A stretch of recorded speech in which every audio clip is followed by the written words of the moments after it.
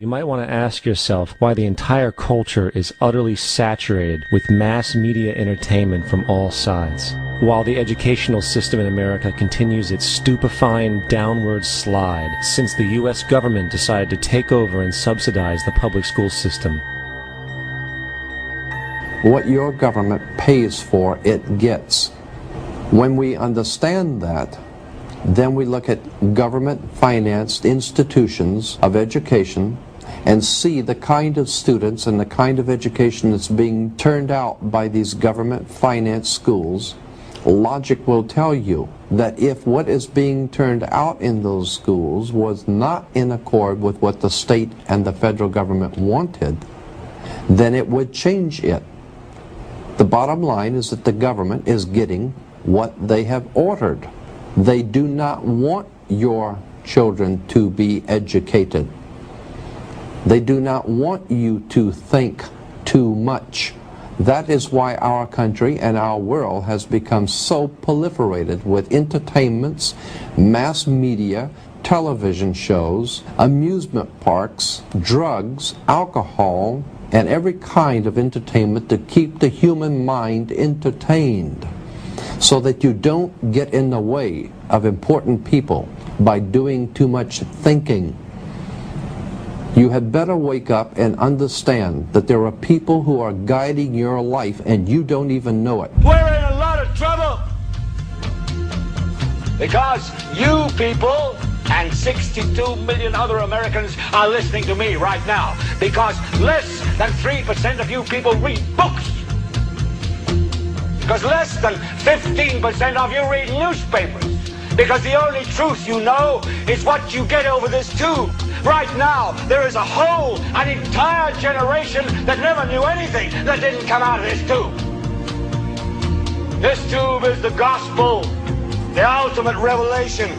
This tube can make or break presidents, popes, prime ministers. This tube is the most awesome goddamn force in the whole godless world. And woe is us if it ever falls into the hands of the wrong people. And when the largest company in the world controls the most awesome goddamn propaganda force in the whole godless world, who knows what shit will be peddled for truth on this network. So you listen to me. Listen to me. Television is not the truth. Television is a goddamn amusement park. Television is a circus, a carnival, a traveling troupe of acrobats, storytellers, dancers, singers, jugglers, sideshow freaks, lion tamers, and football players. We're in the boredom-killing business.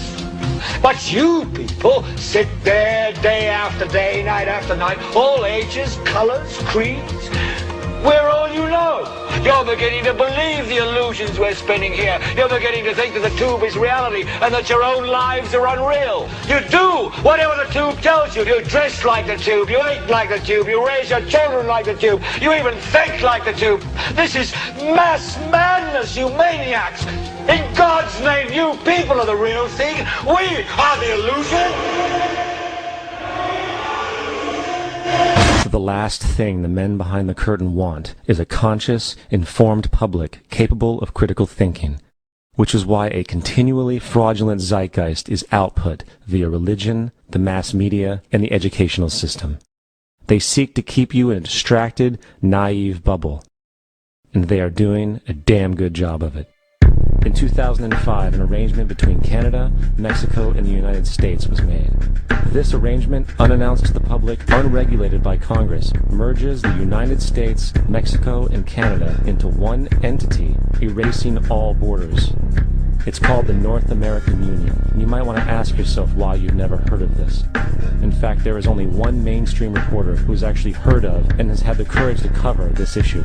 The Bush administration's open borders policy and its decision to ignore the enforcement of this country's immigration laws is part of a broader agenda. President Bush signed a formal agreement that will end the United States as we know it, and he took the step without approval from either the U.S. Congress or the people of the United States. It's a deal that few have even heard of. It's being done again by very few people at the very top on behalf of the investment class, but the working class of people, political officials across our country, from communities, from cities and so forth, they don't know anything about this. This isn't some trade agreement. It is a total removal of sovereignty from these countries, which will also result in a completely new currency called the Amero. Fall. Apart from that, I think one thing people who are dollar-based need to focus on is the Amero. That's the one thing that nobody's talking about that I think is going to have a big impact on everybody's life in Canada, the U.S., and Mexico. The Amero is the proposed new currency for the North American community, which is being developed right now between Canada, the U.S., and Mexico to make a borderless community, much like the EU, and the dollar, Canadian dollar, U.S. dollar, and the Mexican peso replaced by the Amero. By default of this agreement, the American Constitution will eventually be obsolete. You would think that a situation like this would be on the cover of every major newspaper. That is until you realize that the people who are behind this movement are the same people behind the mainstream media, and you are not told what you're not supposed to know. The North American Union is the same concept as the European Union, the African Union, and the soon-to-be Asian Union, and the same people are behind all of them. And, when the time is right, the North American Union, the European Union, the African Union, and the Asian Union will be merged together, forming the final stages of a plan these men have been working on for over 60 years. A one-world government.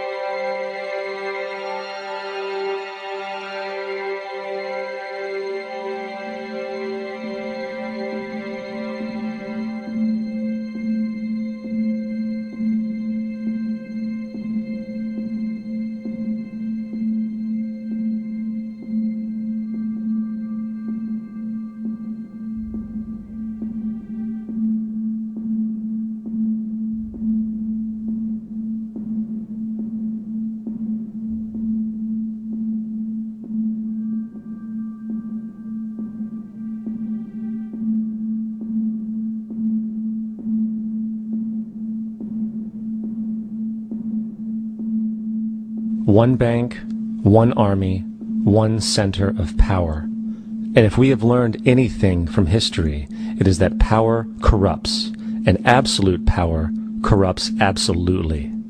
This is Aaron Russo, a filmmaker and former politician. To his left is Nicholas Rockefeller of the infamous Rockefeller banking and business dynasty. After maintaining a close friendship with Nicholas Rockefeller, Aaron eventually ended the relationship, appalled by what he had learned about the Rockefellers and their ambitions.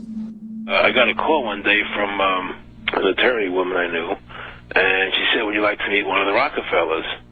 I said, "Sure, I'd love to." And we became friends, and he began to divulge a lot of things to me. So he said to me one night, he said that there's going to be an event there, and out of that event, you're going to see, we're going to go into Afghanistan, so we can run pipelines from the Caspian Sea. We're going to go into Iraq to take the oil and establish a base in the Middle East, and we're going to go into Venezuela and try and get rid of Chavez. And the first two they've accomplished. Chavez they didn't accomplish. And he said you're going to see guys going into caves looking for looking for people that they're never going to find. You know, he was laughing about the fact that you have this war on terror. There's no real enemy. He's talking about how by having this war on terror, you can never win it because it's an eternal war, and so you can always keep taking people's liberties away. And I said, how are you going to convince people that this war is real? He said, but the media can convince everybody it's real. I mean, you know, it's just that you keep talking about things, you keep saying it over and over and over again, and eventually people believe it. You know, you created the Federal Reserve in 1913 through lies. You create 9/11, which is another lie. Through 9/11, then you're fighting a war on terror, and now all of a sudden you go into Iraq, which was another lie, and now they're going to do Iran. You know, and it's all one thing leading to another, leading to another, leading to another. Now, I would say, what are you doing this for? What's the point of this thing? You have all the money in the world you ever want. You have all the power. I said, you know, you're hurting people. It's not a good thing. And he would say, what do you care about the people for? Take care of yourself and you take care of your family. And then I said to him, what are the ultimate goals here? He said, the ultimate goal is to get everybody in this world chipped with the RFID chip and have all money be on those chips and everything on those chips. And if anybody wants to protest what we do or violate what we want, we just turn off their chip.